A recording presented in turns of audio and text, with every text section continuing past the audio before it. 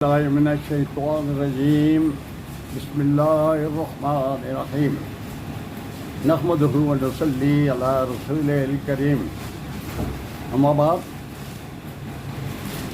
قرآن اور اقبال کے سلسلے میں جو اللہ کے فضل و کرم سے سلسلہ چل رہا ہے، جمیل صاحب چلا رہے ہیں، اس کے سلسلے میں آج صرف اللہ پہ یقین سے متعلق بیان کروں گا۔ گر قبول افتد زہے عز و شرف، سورہ زمر آیت نمبر 36 میں اللہ فرماتے ہیں الیس اللہ بکافٍ عبدہ ویخوفون بالذین من دونہ، کہ اللہ فرماتا ہے کہ کیا اللہ اپنے بندوں کے لیے کافی نہیں ہے؟ اور یہ لوگ، باقی دنیا کے لوگ آپ کو دوسرے خداؤں سے ڈراتے ہیں۔ وہ دوسرے خدا کون کون سے تھے؟ آپ نے سنا ہوگا، پڑھا بھی ہوگا قرآن میں، نوح علیہ السلام کے زمانے میں بڑے بڑے 5 بڑے بڑے بت تھے جن کے 5 کے نام قرآن میں آئے ہوئے ہیں۔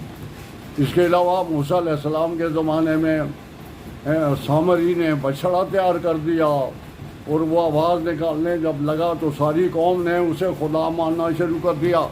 اس طرح اور بے شمار قسم کی مخلوقات ہے۔ کوئی جنات کے لیے، کوئی کہتا ہے دیو ہے جی، کوئی کہتا ہے پری ہے جی، کوئی کہتا ہے بھوت ہے۔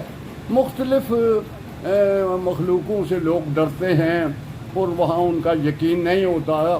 ان سب کے پیچھے اور اصل جو اللہ ہے یا جس سے ڈرنا ہے وہ خدا ہے، اور وہ ایک ہے۔ اس سے یہ بے یقینی کی کیفیت ہوتی ہے کہ اللہ کے علاوہ دوسروں سے ڈرنا اور دوسروں سے اپنی امیدیں وابستہ کرنا۔ تو اس کے لیے اقبال نے کہتا ہے، اقبال کہتے ہیں کہ تو اگر خوددار ہے منت کشے ساقی نہ ہو، اگر خوددار ہے تو مت یہ محتاجی کر کے یہ ساقی مجھے آ کے پلائے گا، نہیں، تو خود اٹھے گا، خود پیے گا، خود کام کرے گا۔ این دریا میں، اس کے آخری الفاظ ذرا مشکل ہیں لیکن تشریح کا وقت نہیں ہوتا، وہ بہت لمبی ہے۔ این دریا میں حباب آسا لگوں پیمانہ کر، مختصر یہ بتا دیتا ہوں کہ تو اٹھ ہمت کے ساتھ، دریا کے اندر جو اس کے حباب کہتے ہیں بلبلے کو، جو بلبلے اٹھتے ہیں وہاں سے دریا کے درمیان کے اندر جا کے، وہ بہت نازک اور فانی ہوتے ہیں، لیکن تو دریا کے اندر چھلانگ لگا کے وہاں بھی جا کے اپنا کاسا وہاں سے بھر، یعنی اپنی ہمت کے ساتھ۔ تو دوسری جگہ اقبال کہتے ہیں کہ وہی ہے صاحب امروز جس نے اپنی ہمت سے زمانے کے سمندر سے نکالا گوہر فردا، کل کا گوہر نکالنے والا سمندروں سے۔ آگے کہتے ہیں، اقبال کہتے ہیں کہ یقین افراد کا سرمایہ تعمیر ملت ہے، یہی قوت ہے جو صورت کرے تقدیر ملت ہے۔ یعنی یہ یقین ہی جو افراد کے جب لوگوں میں یہ یقین آ جاتا ہے کہ اللہ واقعی ہے اور وہ وہی ساری کائنات کا نظام چلاتا ہے، تو پھر ان لوگوں کی تقدیر بدل جاتی ہے۔ تو آگے اقبال کہتے ہیں تیری خاک میں ہے اگر شرر، تو خیال فقر و غنا نہ کر، کہ نانے شہیر پر، کہ جہاں میں نانے شہیر پر مدار قوت حیدری۔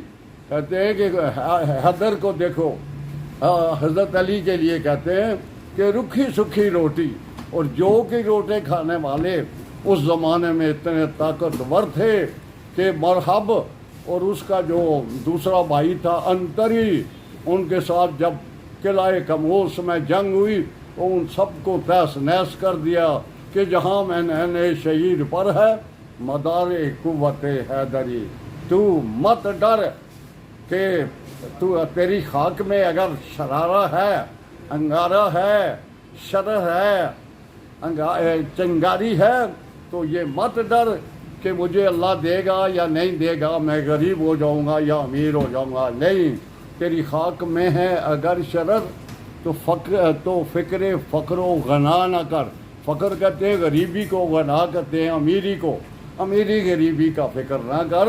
حضرت علی کو دیکھ کے رکھی سکی روٹی کھانے والے کتنے دنیا میں طاقتور تھے۔ آگے کہتے ہیں جی یقین و غم، اللہ پہ یقین پکا، عمل پہ ہم محبت فاتح عالم، جہاد زندگانی میں ہے یہ مردوں کی شمشیریں۔ یقین و غم، اور پھر کیا، صرف یقین ہی نہیں، عامل الصالحات، عمل پہ ہم، اور عمل بھی ایک دن نہیں کہ ایک دن نماز پڑھی یا ایک دن دعا کر لی تو کہا بس یہ کافی ہے۔ عمل پہ ہم، اور عمل لگاتار زندگی بھر، یعنی اسلام کو اپنا کوڈ آف لائف بنا کے، اس کو اپنا ضابطۂ اخلاق بنا کے، ضابطۂ حیات بنا کے، صبح سے شام تک، رات کو لیٹتے وقت، سوتے وقت، جاگتے وقت، اٹھتے وقت، بیٹھتے وقت، ماں کے ساتھ، باپ کے ساتھ، بیٹے کے ساتھ، بیوی کے ساتھ، معاشرے کے ساتھ جو بھی کام کر رہا ہے وہ ضابطۂ حیات، کوڈ آف لائف، اسلامی کوڈ آف لائف کے مطابق اپنی زندگی کرو۔ یقین و غم کے بعد جو کہا ہے عمل پہ ہم کا مطلب ہے لگاتار عمل، پھر وہ کہ اللہ پر ایمان لائے ہوئے ہیں، یقین و غم۔ تو آگے کہتے ہیں کہ یقین پیدا کر ہے ناداں، یقین سے ہاتھ آتی ہے وہ درویشی کہ جس کے سامنے جھکتی ہے درویشی۔ تو یقین جب پیدا ہو جاتا ہے تو فقیروں کے سامنے بڑے بڑے بادشاہ جھک جاتے ہیں۔ وآخر دعوانا الحمدللہ رب العالمین۔